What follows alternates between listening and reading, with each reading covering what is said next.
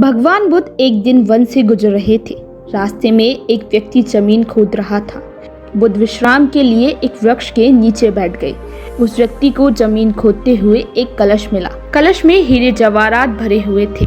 उस व्यक्ति ने सोचा कि आज मेरा भाग्य जाग उठा है।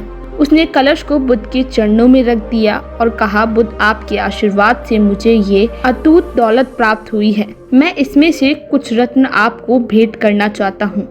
बुद्ध ने कहा, तुम्हारे लिए ये दौलत है, किंतु मेरी दृष्टि से यह विष के समान है। बिना परिश्रम के मिला धन विष होता है।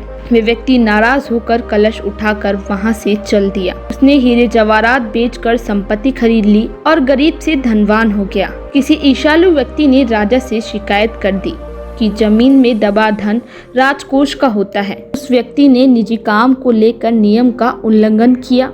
राजा ने उस व्यक्ति को पकड़ाकर बुलवाया और कलश जमा कराने के लिए कहा।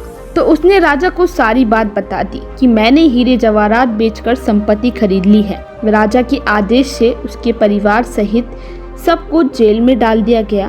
उसकी संपत्ति जब्त कर ली गई। एक दिन राजा निरीक्षण के लिए जेल में गए। राजा उस व्यक्ति से भी मिले। उस व्यक्ति ने कहा कि राजन, जब मुझे वो कलश जमीन में मिला था तो बुद्ध वहीं थे। उन्होंने मुझसे कहा था कि इसमें रत्न नहीं विष भरा है। ये सुनकर मैंने उनका अपमान किया था। आज जेल में रहकर मुझे अनुभूति हो गई है कि उनकी बात बिल्कुल सच थी। एक बार भगवान बुद्ध के दर्शन करके उनसे क्षमा मांगना चाहता हूँ। राजा ने भगवान बुद्ध को सम्मान सहित राज दरबार में आमंत्रित किया।